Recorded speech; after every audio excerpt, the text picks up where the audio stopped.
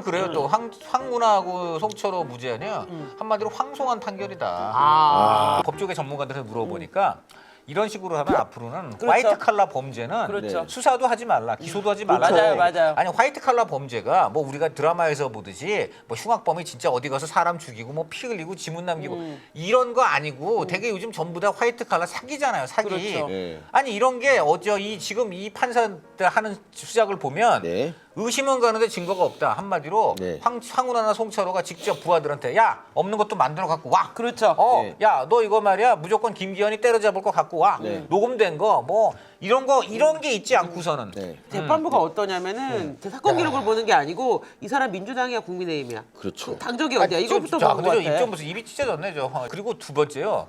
그렇게 해서 구속 떨어지면요. 네. 1심에서 떨어지면 일반인은 다 다 깜빡 구속했죠. 갑니다. 맞습니다. 근데 이 사람들 대학교 지금 교수들 때려쳐야 돼요. 구속도 안 하고 봐주고 있다가 저 지금 비례로 저기 국회의원 됐잖아. 그렇죠. 그 국회의원 돼가지고 자 그다음에 저 뭡니까 저 입 찢어진 거 봐죠 송철호. 야 진짜 기가 막힌다. 울산시장 선거 사건은요. 김민희 판사라는 그 좌파 판사가 네. 이게 맡았어요 먼저. 네. 근데 딱 보니까 이거 안 되겠거든. 이거 무조건 엄청난 유죄예요. 네. 그래서 이 인간이 재판을 겁나 연기하다가 네. 이게 3년 걸려서 판결이 나온 그러니까요. 거거든요. 그러니까 이건 뭐냐면은 이 좌파 판사가 봐도 이거는 유죄란 얘기예요. 그런데 이게 2심에서 무죄가 나와 버리면 김민희는 그럼 왜 시간 끈 거냐고요. 이렇게 그렇죠. 웃기잖아. 그러니까 이재명도 시간 끄는 이유가 그러니까 이제 유죄니까 그런 거잖아요. 설범식 판사한테 항의를 해야 될 것 같아. 야 나는 그럼 뭐가 되니? 뭐 이럴 것 같아. 내가 보니까. 야? 판사 이름이 설씨예요? 설범식이라는 사람인데. 근데 이 사람이 저 그 죄송합니다. 김몽수 대법원장 비서실장을 맞아. 그렇긴 한데. 그렇긴 네. 하죠. 근데 비서실장이라는 게 그래요. 알게 모르게 영향을 받지 않습니까? 정신적으로 좀 가스라이팅 당하고. 그럼요. 저도 누군가에 비서해봤지만 사실 저는 아내한테만 죄송합니다. 넘어가고요. 네.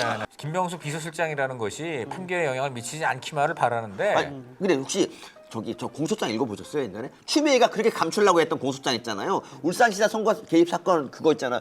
추미애가 공개 못하게 해가지고 한동훈 장관이 그 당시에 이랬잖아요. 왜 국민이 알 권리를 뽀샵질 하냐고 이렇게 그렇죠. 했던 그런 네. 건데 공소장 읽어보면 손이 떨려. 제가 진짜 한 100장 정도 되는 거 읽어보면서 내내 손을 떨었어 진짜. 그렇죠. 이거 너무너무 완벽한 범죄 조각이야. 선거 개입이야. 이거 선거 맞아요. 이게 만약에 무죄다나 그러면 앞으로 모든 그래서 선거는 다 그런 조작할 이런 수 있어요. 나라에서 어떻게 앞으로 법원을 믿고 살아갈 것인가 네. 하는 아마 온 국민의 굉장한 반발이 예상이 되고 저는 이후에 이제 그 법원의 중요한 길목인 이재명의 오늘 그 하여간 그 위헌 네. 심판 제청 네. 이거를 법원이 어떻게 처리할 것이냐 1번 그다음에 지금 3월 12일 가능성이 굉장히 높답니다. 2월 26일 날 결심 공판하죠. 결심 공판을 해서 그 결심이라는 게 아시잖아요. 헤어질 결심이 아니라 심, 이 심을 네. 저 뭐냐 그야말로 의학 용어로는 꼬맨다. 끝내서 딱 끊어. 그런 거예요? 그런 겁니다. 결심이 그거예요. 난 판사가 결심한다는 뜻인 줄 알았어. 그렇죠. 아니, 그렇게 생각했죠. 나만 그렇게 한 거야. 선생님 다 그랬어. 그래서 이 심을 매듭해서 2월 26일 매듭하고요. 그리고 그 다음 날부터 뭡니까? 판결문 쓰기 시작해요. 네. 판결문 쓰는 기간이 보통 2주 정도 걸린답니다. 네. 2주가 된 다음에 다시 교열과 사실 확인에 1, 2주. 고로 3월 중순에서 말에 선고가 나오는데 특히 이번의 경우에는 재판부가 뭐라 그랬어요? 우리 이 재판에 집중해야 되기 때문에 다른 재판은 안 받겠다. 그렇게 네. 좀 해주세요라고 해서 네. 법원 위에 수뇌부가 오케이 했단 말입니다. 네. 그게 언제냐 3월 했더니 12일. 3월 12일. 그 얘기는 뭐냐? 3월 12일까지 판결문을 발표하겠다. 그래서 3월 그렇구나. 12일을 지금 선고일로 보는 가능성이 높습니다. 왜 그것도 좋아요? 3 빼기 1은 2. 3월 12일. 312. 301이 2구나. 그렇죠. 네. 3인 줄 나이가 알았어. 들면 그것도 어려운데 좀 지금 뭐 이제 요걸 좀 뜯어보겠습니다. 위헌법률 심판 제청을 하는 그 핵심은 요거죠. 허위 사실을 뭐 방송이나 어떤 이런 걸 통해서 공표하면은 이것은 처벌한다는 그쵸, 것은 그쵸. 이것은 죄형 법정주의에 어긋난다. 이거 죄형 법정주의가 처벌한다는 건 너무 과하다. 그래서 위헌이라는 논리인데 이러한 논리로 사실은 과거에도 뻔뻔스럽게 여러 선거법 사범들이 어떻게든 재판을 지어나가 뒤집어 보려고 네. 그런 식으로 헌재에 이것을 좀 심판을 맞아요. 해 주세요라고 법원에 예. 이렇게 부탁한 적이 있습니다. 여러 번 그런데 있습니다. 네. 어느 경우에는 법원이 넘겨준 적도 있고 뭐 이제 또 어느 경우는 법원 자체가 이건 얘기 안 돼 하고 그냥 기각한 적도 있는데 전부 다 법원 아니면 헌재를 통해서 기각됐어요. 그쵸. 가장 가까운 사례가 2021년 3월에 그쵸. 허위사실 공표 바로 그런 그거 갖고 처벌은 위헌이다 했는데 이거는 헌재에서 어떻게 됐느냐? 지금 아마 헌재에 있는 사람들이 그때도 있었을 사람이 많을 거예요. 그렇죠. 그 사람들 전원이 만장일치로 네. 아 이거는 위헌이 아니다 그랬습니다. 허위사실 공표하면 처벌한다는 네. 합헌이다라고 지금 헌재에 있는 그 재판관들이 2021년 3월 물론 아닌 사람도 있겠지만 2021년 3월 그 당시에 만장일치. 참고로 그 당시 문영배가 있었습니다. 그렇죠. 문영배 네. 2019년 됐으니까. 근데 모르죠 또 문영배가 그러겠지. 허위사실을 공표하는 사람에 따라서 그럼요. 또 합헌과 위헌이 그럼요. 달라질 수 있다고 그럼요. 하면 이런 또 궤변이 나올지도 그럼요. 모르죠 또 뭐. 그럼요. 그래서 지금 법원이 상식적이라면은 지금 기존 판례나 여러 가지 네. 그 전례를 볼 때에 이것은 합헌으로 보는 것이 맞다 해서 기각한다. 이게 지금 정상이거든요. 이 여당은 당장 주문이 내일이라도 네. 법원이 빨리 기각을 해라 이런 건데 네. 법조계 제가 판사 쪽한테 물어봤더니 실제로 이렇게 저 판사가들이 판결을 이제 앞두고 있을 때 좀 불리하다고 여겨지는 피고가 막 말도 안 되는 걸 가지고서는 아 지금 그 판사님이 적용하는 법률이 위헌이에요. 그러니까 저 헌재에 좀 넣어주세요 이런 경우가 꽤 있대요. 어쨌든 그게 들어오면 논의를 한대요. 그래서 뭐 서로 의견을 내서 아 이건 내가 보니까 이건 아니다. 약간 이런 경우가 대부분이겠지만 정말 보니까 아 이건 정말 그런 측면은 위헌일 수도 있겠다 하면 이제 그런 경우는 가기는 가요. 그러나 지금 이 경우는 워낙 합헌이 많이 나왔잖아요. 그리고 그러니까 근데 지금 그래서, 있잖아요. 제가 죄송한데 지금까지 이제 그 뭐 위헌 법률 이거에 대해서는 이제 뭐 이게 사안이 중대하냐 이거를 많이 봤잖아요. 근데 지금은 사람이 누구냐를 보잖아요. 그러니까 이재명이고 이걸 내가 안 받았다가는 죽을 수가 있다 생각이 좀 들고 그래서 이걸 갖다 이제 자기가 판단하는 게 아니라 그냥 헌재에 넘기는 거잖아요.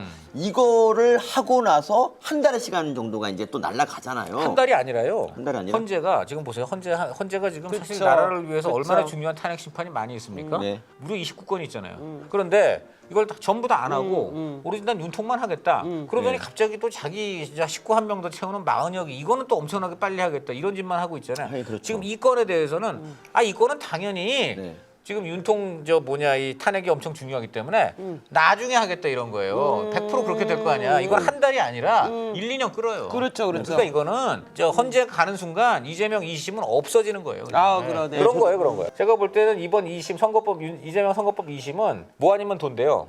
이렇게 1심에서 선거법 피선권 확실히 박탈되고 더군다나 징역형이잖아요. 물론 유예긴 하지만 이 정도의 중형이 받았으면은 2심에서 두 가지밖에 없대요. 만약에 유죄다 하면은 네. 뭐 예를 들어 100만 원 이하로 이렇게 면죄부 주는 그런 가벼운 아, 형은 뗄 안 수가 돼, 없어요. 안 돼. 양형 기준이 안 있기 되죠. 때문에 윈도우가 아. 있어서 의원 배지 날아가고 피선권 박탈되는 수준에 중형이 뭐 형량은 줄어들 수 있어도 선고될 수밖에 없다. 또는 아니면 아예 무죄.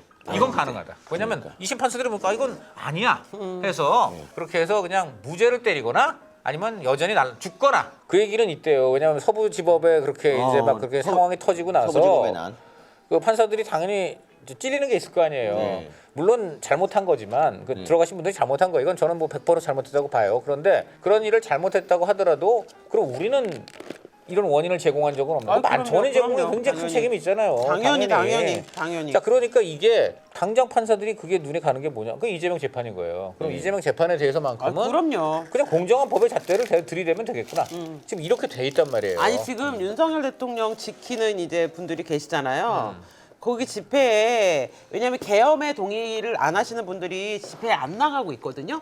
근데 민주당에 대한 분노는 되게 높단 말이에요. 그러니까 그렇죠. 심정적으로 이해하지만 그래도 대통령 계엄을 잘못한 거 이렇게 하시던 분들이 만약에 2심 재판부가 이재명에 대해서 선고를 만약에 재판을 지연한다거나 무죄를 무죄를 때리는 준다. 거는, 네. 그럼 나 광화문에 나가고 나 태극기 들고 뛰어다닐 그렇게 될 거야. 뿐더러 제 이런 사람 생각엔 진짜 그리고 많아요. 아마 그렇게 되면 정말 다시 윤 대통령 지지율이 더 올라가고 완전. 국민의힘 지지율이 더 올라가고 그다음에 뭐 진짜 어떤 일이 벌어질지 모릅니다. 심지어 이런 얘기까지 좀 들었는데 만약에 그러면 일종의 거의 폭동 상황이 나가지고 내란 수준의 폭동이 나서 네네. 최상목 권한대행이 진짜 이번에는 질서 유지를 위해서 계엄을 발동할 수밖에 없는 상황이 그럴 수 벌어질 있네. 그럴 수 저도 있어요. 그럴 것 자, 근데 같아요. 그렇게 되면 또 어떻게 되냐면 또 민주당은 이제 계엄 내란 수계라고 최상목에 이제 목을 치는 현상이 나오는데 탄핵을 또 시도하는데 이 경우에는 국민의힘 의원들이 탄핵을 동의하지 않을 거예요. 왜냐하면 않겠죠. 이거는 진짜 좀 나라를 지키기 위해서 요건이 돼서 계엄을 발동한 거기 때문에. 저는 근데 그 폭동이 나면은 민주당이 먼저 계엄을 하자고 얘기할 것 같은데. 아 그럴 수도 있어요. 제가 그럴 수도 보기에는. 그렇지, 왜냐면 이제 그 경우 보수- 근데 그 경우 이제 그거겠죠.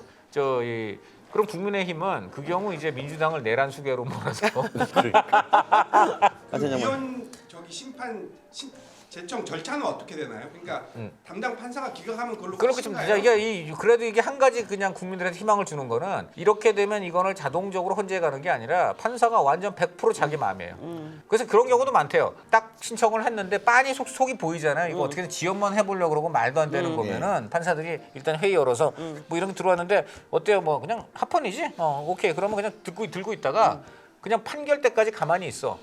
그리고 판결 선고 날 딱 들어와서 선고에 앞서서 우리 피고 쪽에서 위헌 심판 제청을 하셨는데 저희들이 내부적으로 판단해 본 결과 위헌 여지가 거의 위헌 여지가 없기 때문에 이는 기각합니다. 이어서 선고하겠습니다. 피고 000은 과거에 이상한 소리도 하고 뭐 형수하고 정말 말도 안 되는 행동도 말도 안 되는 뭐 등등 하고 대장동이라는 데를 가가지고 무슨 19금이야? 뭘 하고 아니 형수한테 형수하고 둘이 대장동에 가서 말도 안 되는 짓을 한 말도 안 되는 말도 안 되는 욕을 하고 뭐 이래서 정말 뭐 등등 그래서 이렇게 선고합니다. 뭐 이렇게 이제 될 수도 있는 거죠. 저는 특정인을 갖고 얘기한 건 아닙니다. 네네. 법원에서 기각하더라도 본인이 다시 헌법재판소에 헌법소원을 그다음 자 낼 수는 여러분 있어요. 이게 굉장히 중요한 건데 그러면 그 다음에 이재명의 노림수가 이제 이런 얘기가 있어요. 법원에 일단 요청하는데 법원이 기각을 하면 그 다음에는 그래도 난 억울하다 해서 그 다음에 자기가 헌법소원을 제기할 이제 자격이 생겨요. 그래서 헌법소원을 해. 그때 헌재의 구성이 또 중요해. 그렇지, 그런데 중요하지. 그 시점에 만약에 마흔경이 들어가 있어. 마흔경이 들어가 있어. 그럼 그렇게 뭐. 되면은 이게 헌법소원은 말입니다.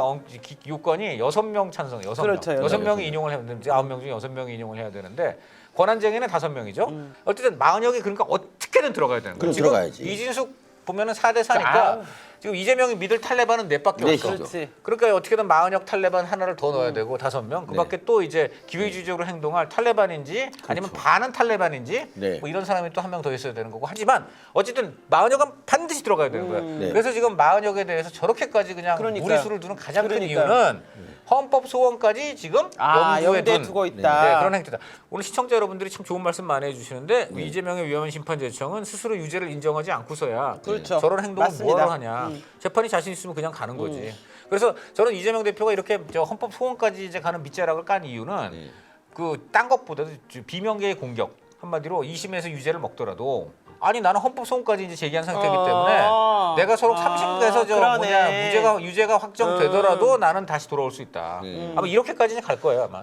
하여간 저는 3월 12일이 우리나라 사법 체계의 어떤 변곡점이라고 봐요. 그래서 국민들이 이런 법원을 믿고 살 수 있느냐 안 살 수 있느냐가 그날 정말 결정이 됩니다. 저는 네. 만약에 3월 12일 날 판결에서 이재명한테 이상한 판결이 나오잖아요.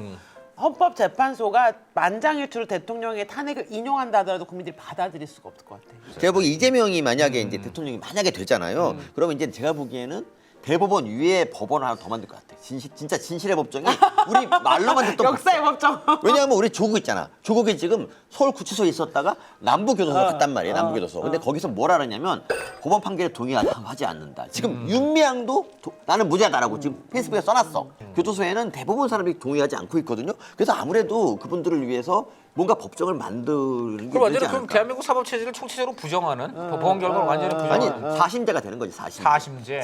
좌파들만 갈 수 그 있어요. 사심이 너무 많이 들어간 그런 저는 저 신문도 너무 이상한 거예요. 경향신문이 제 세계일보. 인터뷰에서 뭘 본인이 저런 소리 하겠죠. 저 뭐 저런 소리 안 하리라고는 진짜 그러니까. 기대를 저버리지 않는데 그렇지. 저거는 잡범도 다 하고 맞아요. 아니 조두순은 안 그럴까요? 그러니까. 조두순도 비슷한 같은 조씨네. 조브라더스.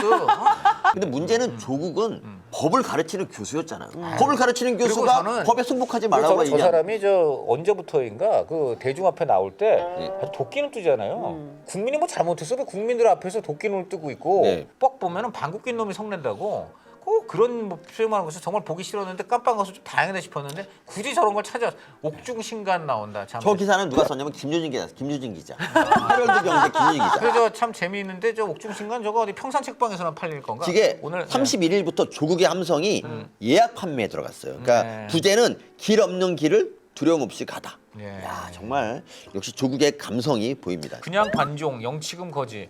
참 보니까 날카로운 저 지적이십니다. 근데 56억인가 있기 때문에 그냥 거지는 아니야. 아니 근데 거지라고 하는 게 내가 가지고 있는 돈이 없는 사람을 거지라고 하는 게 아니고 남의 돈을 구걸해서 먹고 사는 사람은 거지라고 한다면 얘는 거지 맞지.